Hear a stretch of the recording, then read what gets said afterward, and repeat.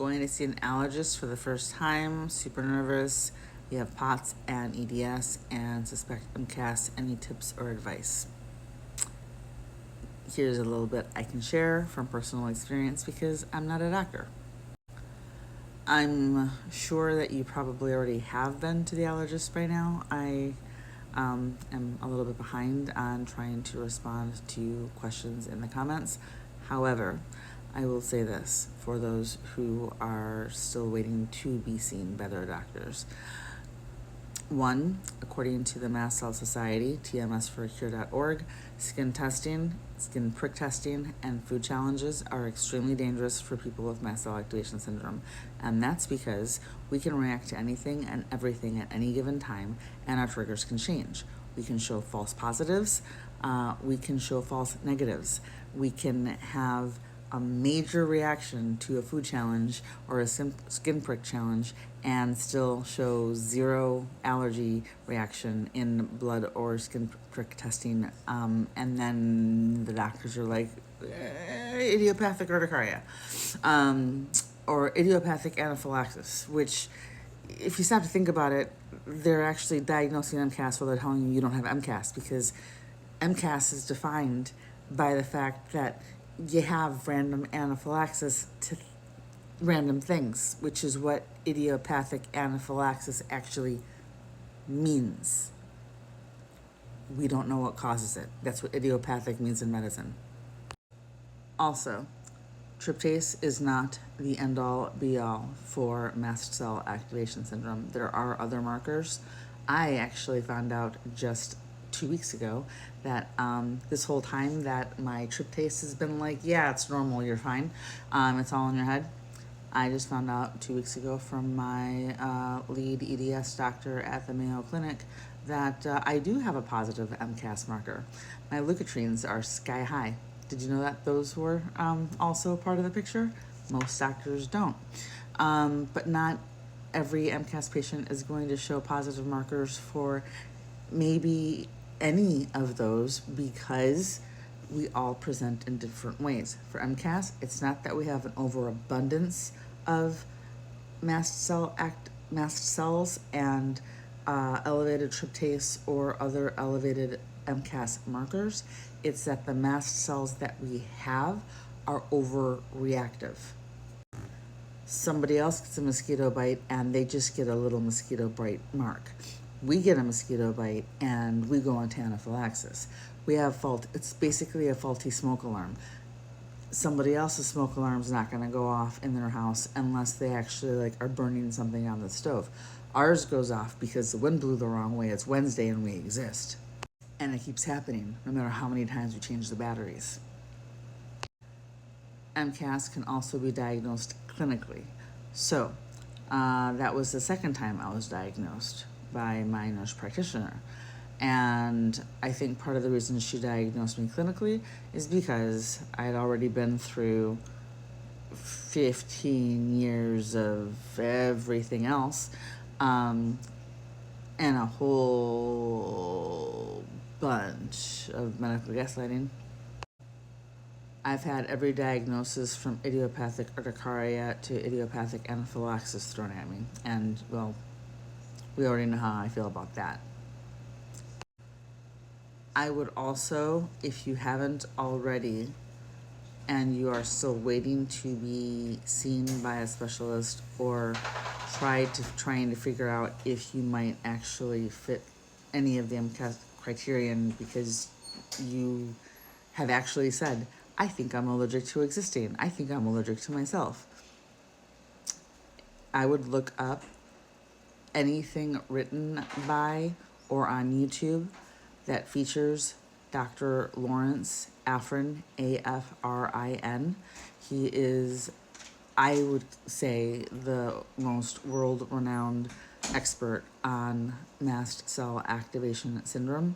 And he has so much information on why doctors get MCAS testing wrong so many times, because only 30% of patients approximately show positive or elevated levels of tryptase, in their testing.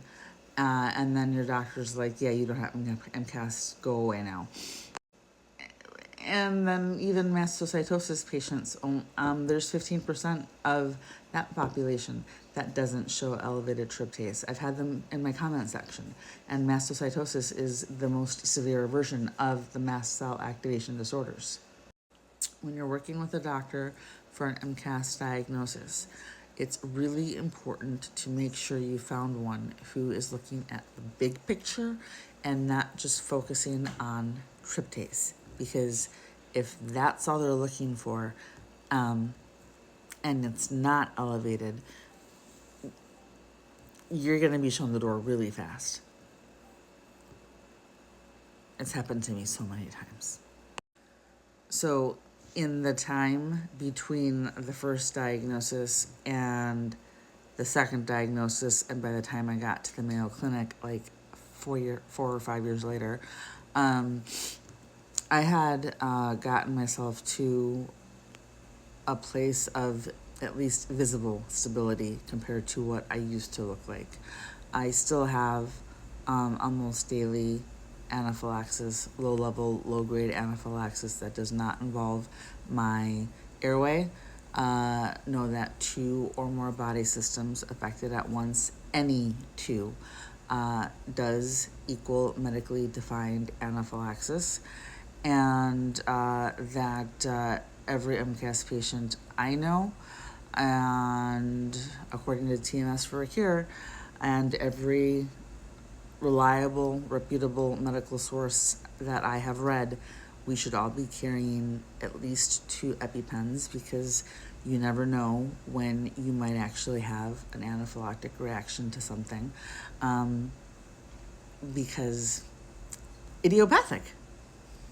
Things that can affect mast cell activation syndrome or trigger a flare include everything from fermented foods, slow cooked foods. Bone broth is the devil. Kombucha has tried to off me multiple times. Dehydrated foods, aged foods, pickled foods. That includes pickles, by the way. And leftovers.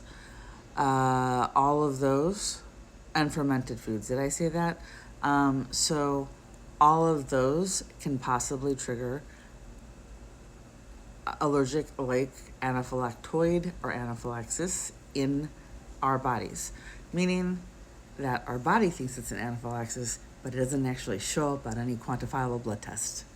So basically the fire department is showing up at your house and, because your house is on fire, your body, right? And they're not asking what caused the fire first. They're just going to put the fire out and then figure things out. That's not what happens with the American medical system.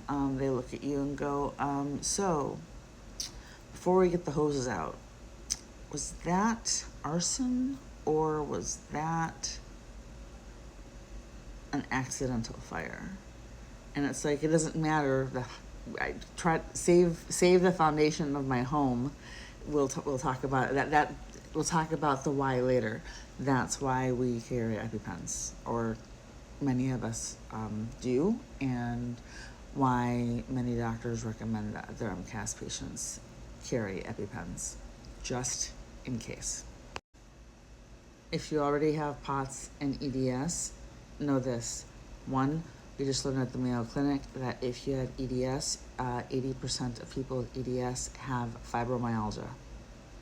You can buy a book called The Mayo Clinic Guide to Fibromyalgia by Dr. Barbara Bruce. And having MCAS, POTS, and or EDS, number 1, high comorbidity with being neurodivergent, and 2, they usually appear, not usually, but quite often appear together, which is why they're known as the trifecta. I have 2 of them. I don't have POTS. My daughter has all 3. Stay safe.